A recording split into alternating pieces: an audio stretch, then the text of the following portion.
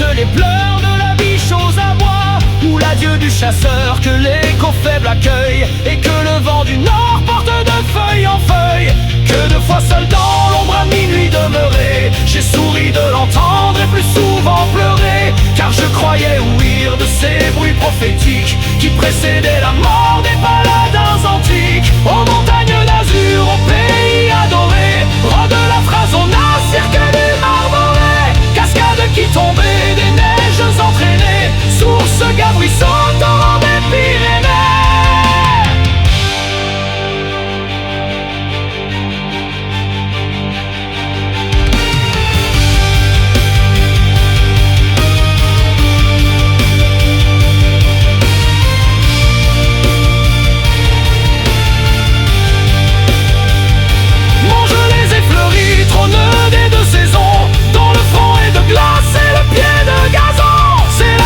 S'asseoir, c'est là qu'il faut entendre les airs lointains d'un corps mélancolique et tendre. Souvent d'un voyageur lorsque l'air est sans bruit, de cette voix des rats fait retentir la nuit. À ces chants cadencés autour de lui se mêle l'harmonieux grelot du jeune agneau qui bêle.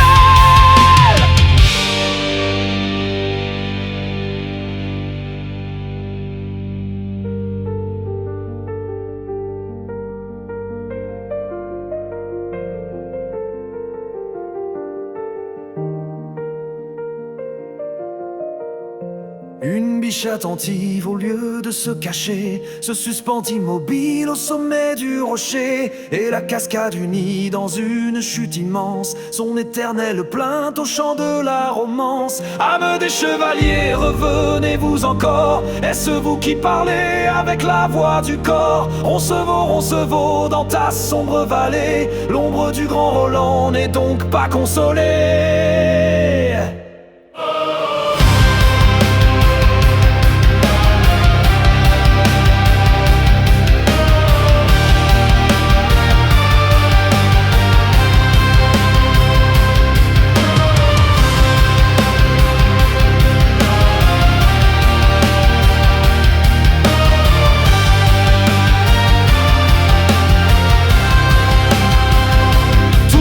Était mort mais aucun n'avait fui, il reste seul debout, Olivier près de lui. L'Afrique sur les monts l'entoure et tremble encore. Roland, tu vas mourir, en toi criait le mort. Tous tes pères sont couchés dans les eaux des torrents, il rugit comme un tigre et d'ici je me rends.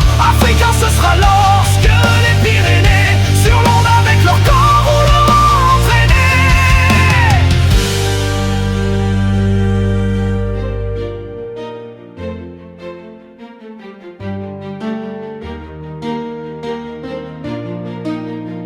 Rends-toi donc, répond-il, ou meurs, car les voilà. Et du plus haut des monts, un grand rocher roula. Il bondit, il roula jusqu'au fond de l'abîme, et de ses pins dans l'onde, il vint briser la cime. Merci, cria Roland, tu m'as fait un chemin, et jusqu'au pied des monts, le roulant d'une main. Sur le roc affermi, comme un géant s'élance, et prêt à fuir l'armée, à ce seul pas balance.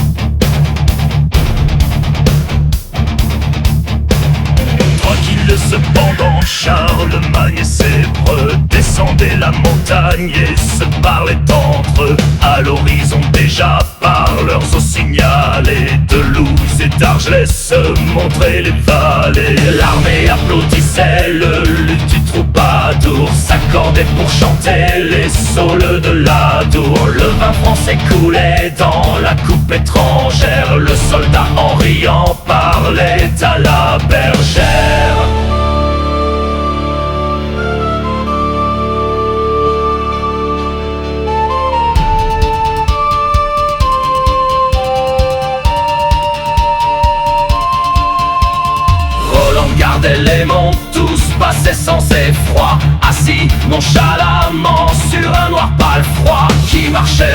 d'inquiétude.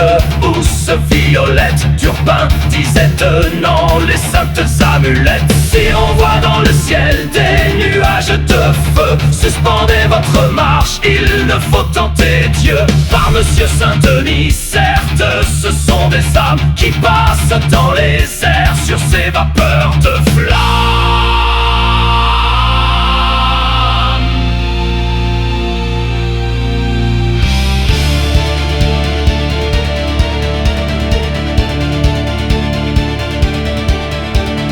Deux éclairs ont reluit, puis deux autres encore. Ici l'on entendit le son lointain du corps. L'empereur étonné se jetant en arrière, suspendu destrier la marche aventurière. Entendez-vous, dit-il, oui, ce sont des pasteurs, rappelant les troupeaux épars sur les hauteurs. Répondit l'archevêque, où la voix étouffée du navire au perron qui parle avec sa fée.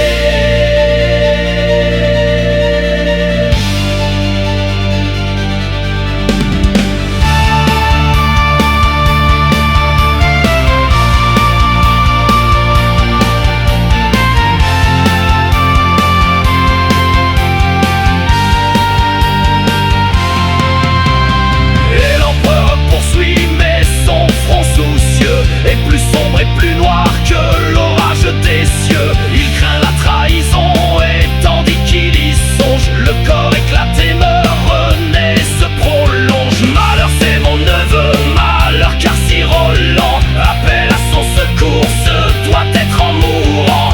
Arrière chevalier, repassons la montagne, il tremble encore sous nos pieds, sol trompeur de l'Espagne.